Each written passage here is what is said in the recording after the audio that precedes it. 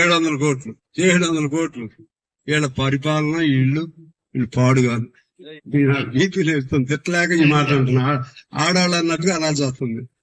నాకు అంత కోపం వస్తుంది బస్ స్టాండ్ లో చూస్తుంటే. ఎందుకంటే అసలు నేనైతే సంవత్సరంలో మొత్తం రూపాయి మారుతా.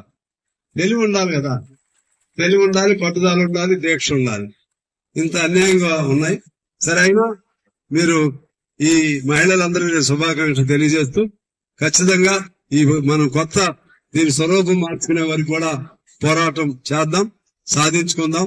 మీరందరూ నా పైన, అందులో ఆర్టీసీ సోదరులు ఎంతో ప్రేమతో ఉంటారు. నాకు అనుబంధం.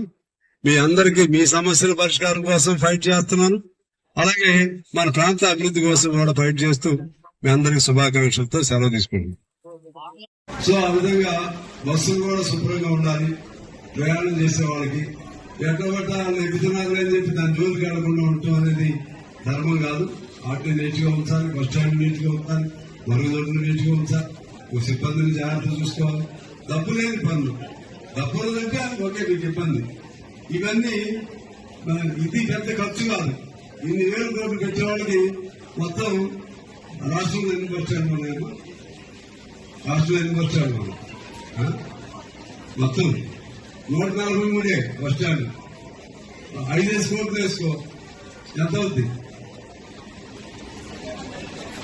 700 కోట్లు. 700 కోట్లు వీళ్ళ పరిపాలన ఇల్లు పాడు కాదు.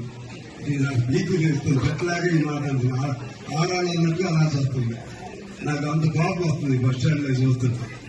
ఎందుకంటే అసలు నేనైతే సంవత్సరంలో మొత్తం రూపాయి మారుతా. తెలివి ఉండాలి కదా, తెలివి ఉండాలి, పట్టుదల ఉండాలి, దీక్ష ఉండాలి. ఇంత అన్యాయంగా ఉన్నాయి. సరే, అయినా మీరు ఈ మహిళలందరికీ శుభాకాంక్షలు తెలియజేస్తూ ఖచ్చితంగా ఈ మనం కొత్త దీని స్వరూపం మార్చుకునే వరకు కూడా పోరాటం చేద్దాం, సాధించుకుందాం. మీరందరూ నా పైన, అందులో ఆర్టీసీ సోదరులు ఎంతో ప్రేమతో ఉంటారు. నాకు అనుబంధం. మీ అందరికీ మీ సమస్యల పరిష్కారం కోసం ఫైట్ చేస్తున్నాను. అలాగే మన ప్రాంత అభివృద్ధి కోసం కూడా ఫైట్ చేస్తూ మీ అందరికీ శుభాకాంక్షలతో సెలవు తీసుకుంటాం.